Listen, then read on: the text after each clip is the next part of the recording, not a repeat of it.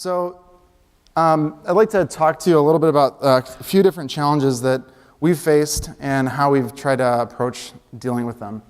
The first question is, what's your purpose? And this is a really funny story. Well, now nobody's going to laugh because I said that.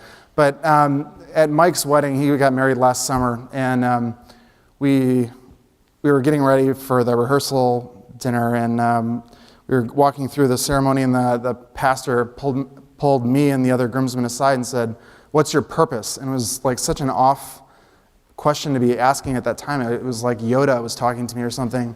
And so but it ends up being like a really important question when you're an entrepreneur. Why are you doing this? What the heck are you trying to do? And for us, at the time when we started Datascope, the first thing that we decided is we wanted to solve big problems. We wanted to solve them with the data skills that we had. And we wanted to do it in an impactful way. And it has to matter. If it doesn't matter, then what are you doing? And so at the time we were reading, there were all these big reports. And there was even one last week in the Sunday Review of the New York Times about big data. And I'll maybe get a chance to talk more about big data later. But the whole idea is that companies have more data now than they actually know what to do with. Data, they say that data doubles every 18 months. That's way, way faster than how quickly processor speed has increased over the last decade. It's way faster than just about anything else. That's a huge increase in the amount of information that companies have to manage, and dealing with that in a smart way is really important. And this is where we wanted to play. We saw this coming. We were like, okay, we can do this, and we can do it better than anybody else. And it's really arrogant to say that, because there are a lot of smart people out there, but we actually believe it. And so what I think the next problem is, after you decide that you are going to start this company, it really boils down to, okay, how are we actually going to make money? And that's a very difficult problem. And when you're starting, and I think normally with a product company, you'd be like, oh, I'll just buy Google AdWords and we'll get the word out, and people will start to hire us and it'll be great. But with a services business, they aren't going to hire you into their firm if you don't have the right skills. You don't have the right skill set if you aren't providing value in a way that they don't already have internally. And almost all the people that we're already talking to already have data, so they think that they have the capability to innovate internally.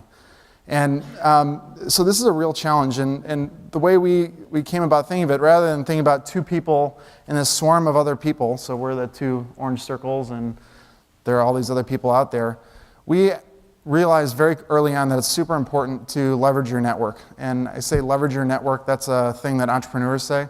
What it means is talk to your friends, talk to your family, talk to your professors, talk to your colleagues, talk to anybody that you can about the business that you're starting, and hope to get out there and get a few nibbles. Find people that are interested, and if what you're saying is compelling enough, people will talk to you and want to become involved and learn more. And that's something that we learned early on. That's not a skill that I'm personally very good at.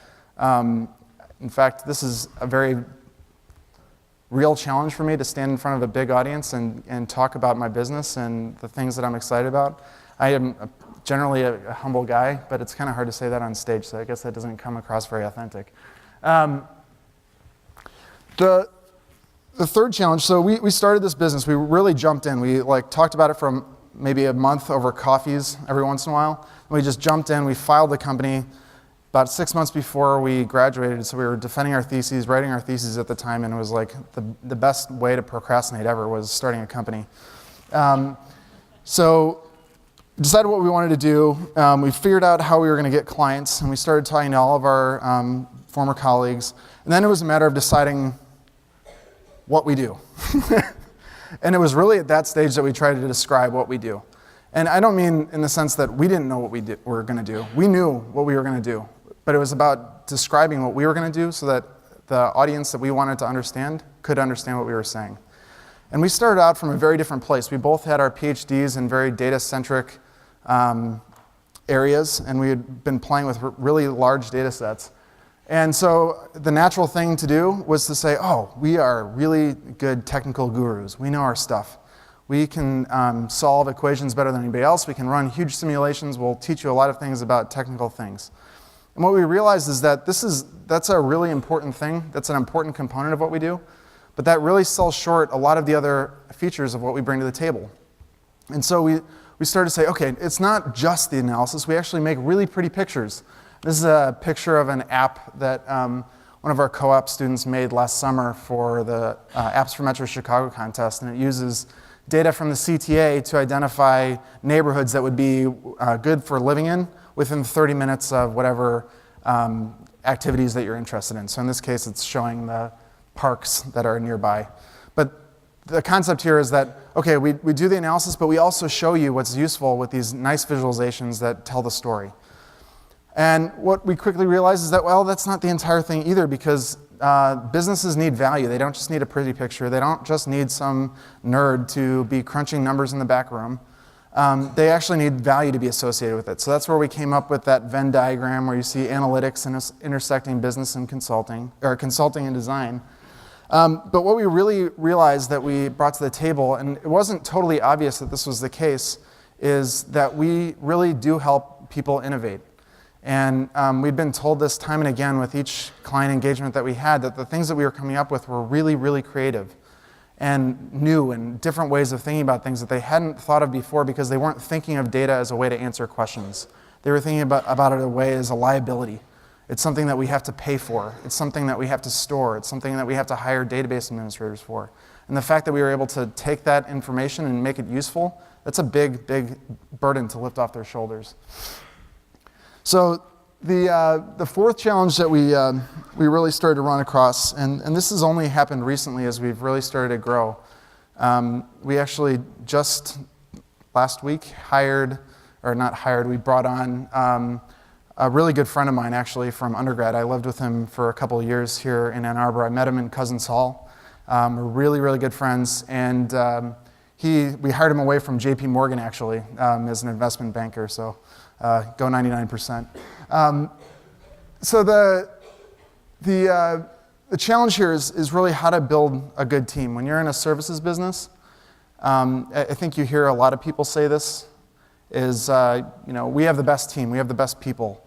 And in a services business, that actually has to be totally true. Nobody's going to be interested in what you have to do unless you're not providing something that they don't already have on staff. Companies already have lots of smart, intelligent people on staff. Why should they hire some external consultants? And at the end of the day, it boils down to having a team that works really well together and can integrate well with their internal group.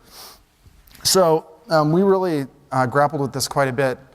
And I think in the back of our minds, we always had this idea that really at the core of building a good team is having an awesome work environment. I don't just mean in terms of hours and flexibility. I mean in terms of physically the environment. You don't want it to look like garbage. You want it to actually be nice. You don't want to have desks lying around. We actually just moved into a new space down in the Loop, which is really awesome. If you're in Chicago, send me a buzz and we can have you up. It's a creative space, high ceilings, wood floors, glass, the works. What's really nice is that it's enabled us to really expand on our creative potential. We have whiteboards rolling around all over the place. I didn't have any pictures. They had client stuff all over them.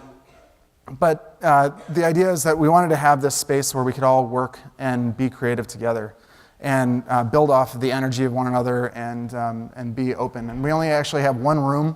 This is the cube of solitude, if you will. It's where we take conference calls, so it's a little bit quieter. But aside from that, the whole space is really open. So the first thing about building a successful team we decided was making an awesome space, having a good opportunity. But the really, really important thing about building an awesome team and pulling in the best people is working on a variety of problems. And as a business, we've consciously made a decision to not focus on one particular vertical or one particular industry. We intentionally bounce around. And our clients find that very valuable when you're in the services business to be able to cross-fertilize. So that's an important feature of what we do and the value we provide.